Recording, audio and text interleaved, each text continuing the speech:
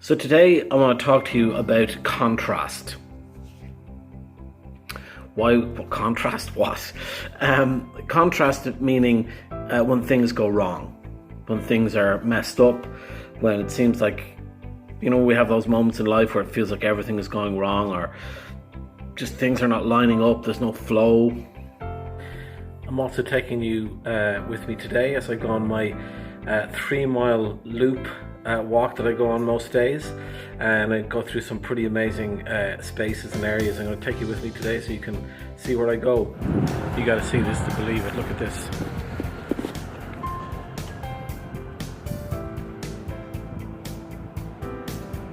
I've gone through periods of time where those things have happened to me, and you really start to think, I'm cursed, or maybe I'm just supposed to struggle all the time. Is pretty much what I used to think before. Maybe my life is just going to be a struggle. We tell ourselves all kinds of things to try and make sense of it.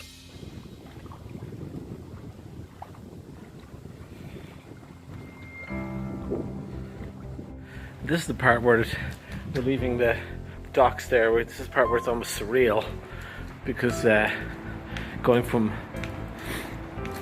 through a doorway into a whole different world. If somebody was coming to me and asking me, well, how do you deal with that, Hugh? What are the things that you've used in your life to cope with those times? Well, I didn't always have the tools that I have now to deal with challenges that come into your life, but from that experience, the contrast, I learned from it, and I've come to understand that this contrast, the time some things are going wrong, is actually complete genius. Just stay with me here, because I know that sounds like a funny thing to say. It's trippy, right? It's like going through a portal or something. And then we come in here to the park, you'll see. Epic, right? And this is the pathway we're going down here. When you think about it, it's when things go wrong we discover, well, you know what, this is not how I want to live, or this is not the kind of relationship I want to have, or it's when things go wrong you kind of start to figure out, from when we're young, oh, don't like this, that's definitely not the way I want to go. So what it does is it actually helps us get a little bit clearer on what it is that we really want in life. And sometimes we have to learn lessons over and over again before we figure out, what, this is absolutely not for me.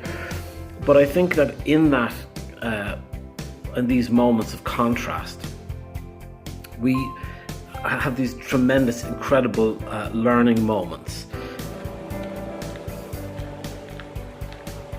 And then, like a video game, we go down another level. But you see this place, this is cool.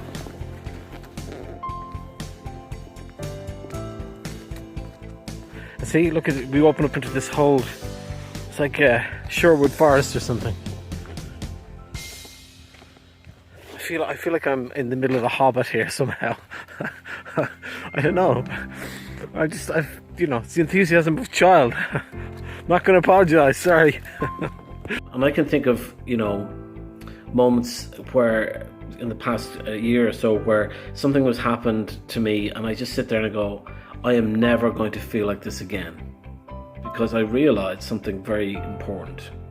And then you'll see where I'm going after this, another world by the Thames.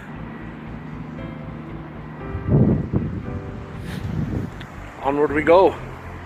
I realised that the only reason that in that moment I was feeling hurt or sad, and the only reason I was not where I wanted to be in my life, was down to me. Now, that's not to say, I intentionally screwed everything up.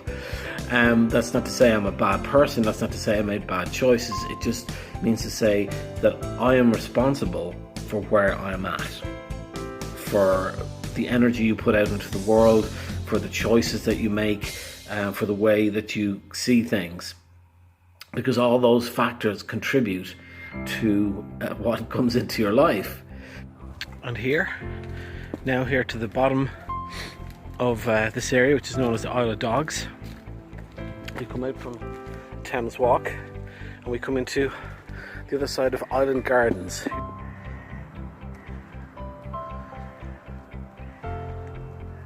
The longest relationship that I've had in my life did not work out. I was very angry about it at the time, and rather than get into specifics about it, the point of the matter is that I could have decided to spend the rest of my life angry about the things that happened, or I could say, you know what? There's two of us in the relationship, and I'm going to take 50% of the responsibility. The other 50% is not mine, because it takes two people to make a relationship work.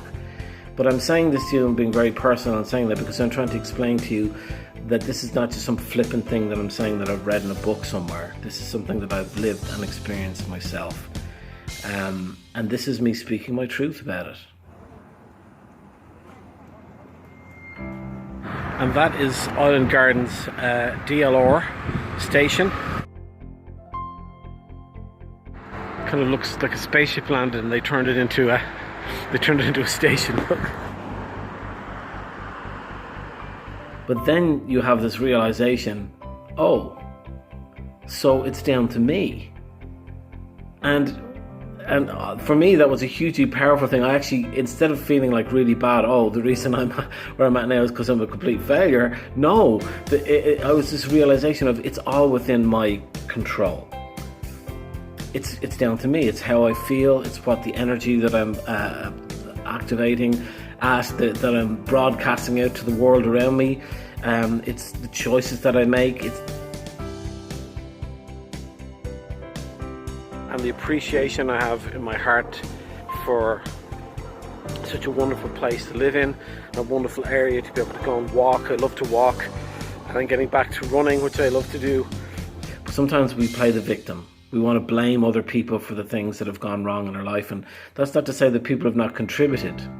There are things that happen to us that are out of our control, but the things that we do have control over, I think that we have a choice to be able to go, okay, there are certain aspects of that I could have done better with.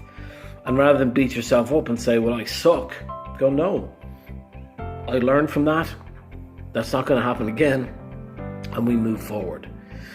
And from this comes an extraordinary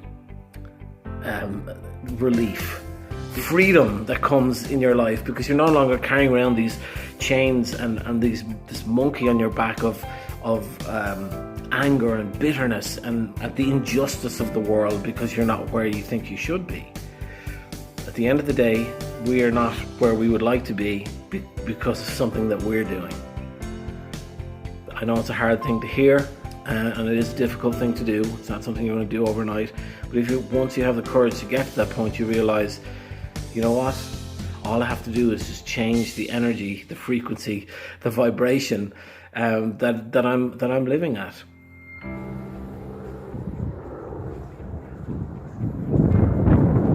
Boom!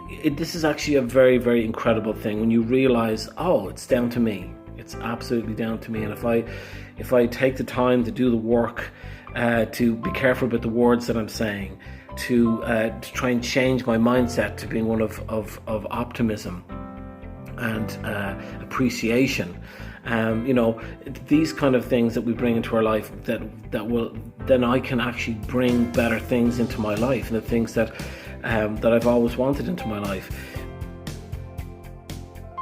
I do appreciate you watching my episodes, and I'm sending nothing but love to you all out there.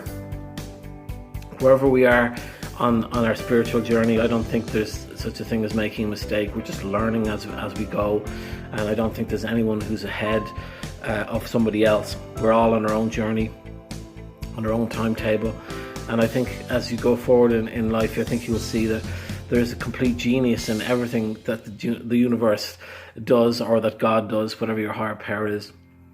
And you do start to realize that the universe or God has your back, and it's a beautiful, beautiful place to be, to realize that. Nothing but love. Nothing but love.